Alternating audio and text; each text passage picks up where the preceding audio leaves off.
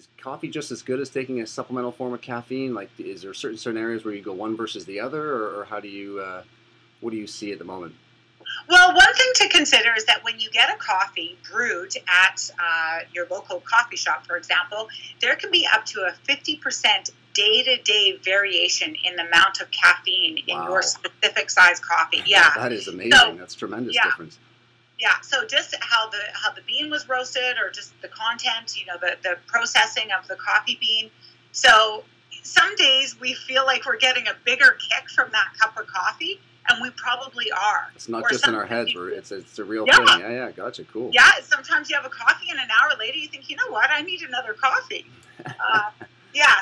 So I think that is something to consider, and if you want to be very specific with your milligrams, then go for a supplement, either in the capsule or tablet. Yep. And we do see in the research that we don't need these high doses. And even in my research, we saw that 4 milligrams per kilogram of body weight was sufficient to improve performance, whereas we see a lot of the studies use that standard 6 milligrams, which now we see is too high. You're getting the same benefits at 4 or 5, and there's no need to go to 6 and beyond. And even some of the earlier studies used up to 9 or 10 milligrams, which is really, really high. So you're going to start out of my skin at that dose, I think. Yeah, exactly. Yeah, and there's no need. There's not an improvement in performance when you go to a higher dose. Awesome. I think that's a really important point to consider for a lot of people, because people do, they drink coffee before they train. There's a lot of pre-workout supplements. That's sort of the secret ingredient, 100, 200, 250 milligrams of caffeine. So, really knowing your dose there, as Nanci said, is a key part. Now, the last little piece here, too, around this whole caffeine is, and obviously sleep is a major part of recovery and performance and wellness. And people say, well, if you have caffeine too close to bedtime, it's going to, interrupt growth hormone response and deep sleep. Others say, well, if you're a fast metabolizer, is there any general rules there or tips that you'd like to share? Well, what's interesting is that people that I talk to about this research, right away they say, oh, I'm a fast metabolizer for sure because I can have a coffee and go to bed and go to sleep 30 minutes later.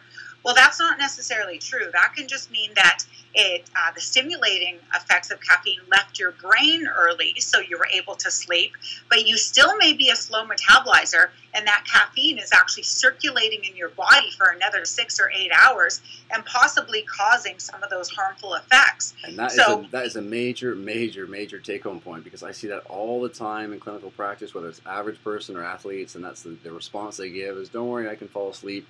And I think something like getting tested is a great way to highlight to some of these, especially type A personalities or athletes, that, this is actually going to be a problem for them, right? Because it's pretty common. Yeah, it is. And those that are kept awake, they're probably more likely to be a slower metabolizer or a slow metabolizer. However, this is something important in athletics, because we see a lot of athletes training at night, and so they're getting all ramped up with their caffeine, and then they're having to go home and use a sleep aid, whether prescription or over the counter. And this can be a very harmful cycle of trying to sort of ramp yourself up for training or competition, and then trying to wind down and using something other than your natural melatonin and falling asleep. So I think with athletes, I think we should be careful when we use it, and certainly with slow metabolizers, choose when the most important times are to use it, and not just make it a daily thing. I think it's important that we control it around important training sessions and events. Now, if we shift gears here a little bit to weight loss, and I know, as a clinician, we're up to 2/3 of the population overweight or obese. Personal trainers out there, strength coaches working with clients for weight loss. We're always looking for these dietary interventions, but what are some of these? Can you talk to us about the FTO gene and some of the genes around metabolism and how they might impact potential for weight loss? Yeah, so we have in the FTO gene, so keep in mind that there are sort of thousands of these spots within one gene where you can have genetic variations. So when we talk about the FTO gene, there are numerous places that we can look to and see how this is affecting weight loss. So one way that the FTO gene is affecting fat loss is through your intake of protein. So we see that some individuals on a high protein diet have better success with fat loss than those that have a different genetic variation. And we see that in those that are not having that positive response to a high protein diet, may just be consuming excess calories from protein that they don't actually need, because it's not going to help them with their weight loss. So it still comes back to sort of the quota of calories that you require. And we hear sort of in the popular media that everyone should be on these super high protein diets.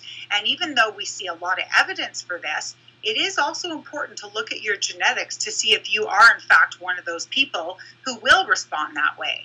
So that's one factor. And the high protein seems to be coming from the satiety factor. That seems to be the mechanism, is that protein is filling and you'll eat less. Now, again, with the FTO gene, we see some people are responding better to physical activity with regard to weight loss. So we have a lot of people out there that say you can't outrun a bad diet, and really it doesn't matter how much you exercise. That's not a good weight loss tool. And I would agree with that to some extent. However, genetically, some people are going to have greater success through exercise, again, depending on their genetic variation in one of these areas of the FTO gene.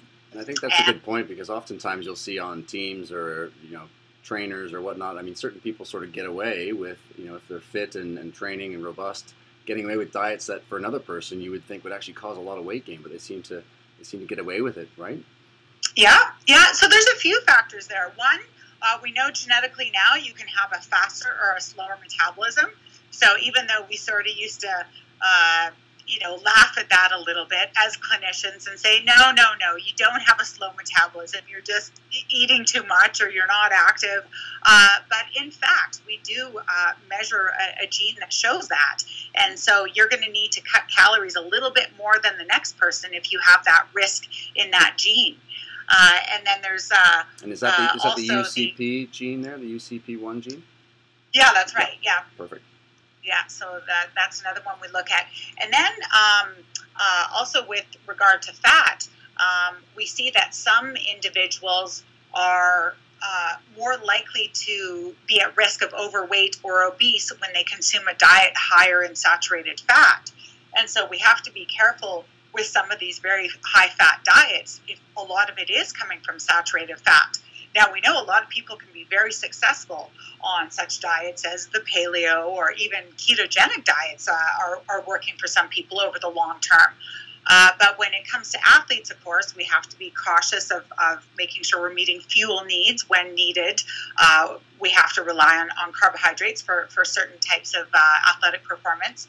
But when it comes to leanness, there are those that are going to be better off on a lower fat diet or maybe better off on a higher fat diet. And that's where it becomes important to periodize your carbohydrates.